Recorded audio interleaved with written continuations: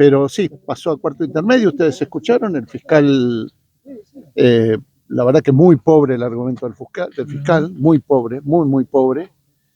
Lo único que hizo fue remitirse a un juicio anterior, que no tiene nada que ver con nada que ver. Los argumentos nuestros ratificamos lo que dijimos, y sí se produjo un incidente, pero se los podemos explicar lo que pasó.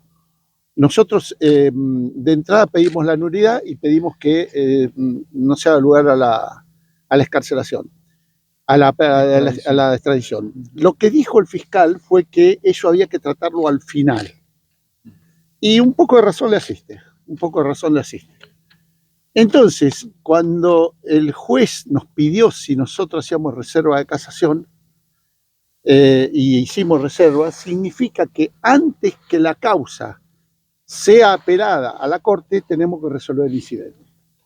Eso es lo que significa esto. Si la casación nos da la razón a nosotros, puede anular el juicio y exigir que se nos permite la presentación de la prueba que oficial. ¿Se entiende, muchachos? Y pudo expresarse el Lonco al final de la audiencia, ¿no? Sí, el Lonco se expresó con absoluta libertad, dijo lo que piensa, y eso lo pudieron haber apreciado todos. Así que tenemos dos esperanzas. Teníamos una que podía ser la Corte, pero ahora tenemos dos. Porque la otra es que la casación pueda entender los argumentos de la defensa y pueda decretar la nulidad de esto, y en ese caso la extradición no se lleva adelante. Teniendo en cuenta el antecedente del juicio anterior, ¿ustedes tenían confianza igual en una apelación a la Corte, por más que no existiera la de la casación? Sí, poca, porque la Corte, como bien explicó Gustavo en el juicio, la Corte tiene posiciones muy tomadas al respecto. Acá hay una diferencia de todos los juicios de extradición, la mayoría. La mayoría de los juicios de extradición son para llevar a la persona, al país requirente, a juicio. Entonces, en general, cuando nosotros planteamos la sospecha sobre el país requirente, de que puede haber violación de derechos humanos, etcétera, se lo dice, pero no pueden probarlo fehacientemente. Obviamente no podemos probarlo fehacientemente porque eso es algo que puede ocurrir. Traemos los elementos de acuerdo a lo que establece la Corte Interamericana, cuáles serían los elementos para juzgar, para evaluar. En este caso no, en este caso ya él estuvo en Chile. Entonces la idea era decir, bueno, estuvo en Chile, ¿cómo lo trataban en Chile? Vamos a traer los testigos para que digan cómo lo trataban en Chile. Vamos a tratar testigos calificados, por supuesto. ¿Cómo se lo trató en el momento del juicio? ¿Cómo se lo trató en la cárcel? ¿Cómo se lo trató en el momento de discutir la libertad condicional? Que él explicó que le revocaron la condicional porque hizo declaraciones políticas, no porque haya incumplido ninguna norma de la condicional. Entonces íbamos a discutir todo eso, pero el problema es que nos negaron toda la prueba, entonces no cierran la posibilidad de intentar, porque después, si no, lo que queda, es lo que ustedes preguntaban, lo que quedan son citas de la jurisprudencia de la Corte. Entonces, eso es dogmático, es arbitrario, porque es simplemente citar, la Corte dice que no se puede. Bueno, pero en este caso nosotros vamos a intentar demostrar que en este caso sí.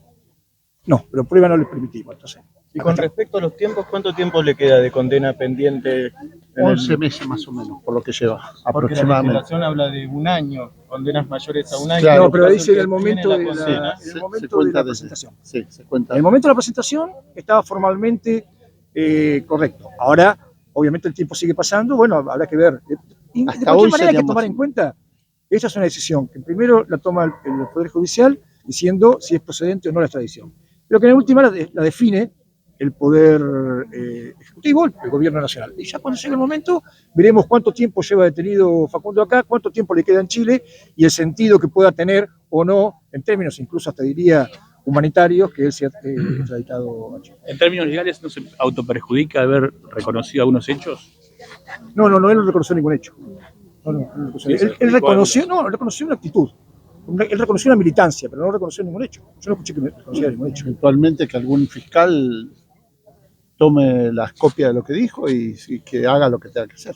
¿Cómo se ya lo han hecho. Él emitió declaraciones muy semejantes a estas en el momento del primer juicio. Y ya fue sobreseído porque el fiscal de la causa dijo que no había ningún delito. Hubo un fiscal porteño, Marijuán, que tomó las declaraciones que él hizo en el otro juicio, similares, casi idénticas, calcadas a y inició acciones. Y finalmente el fiscal de acá, Esquel, dijo que no constituía delito. Y que además esas cosas las había hecho en el marco de su defensa. Y además con una salvedad. En las declaraciones anteriores, que no constituyeron delito, las hizo, si no me equivoco, a un medio de difusión.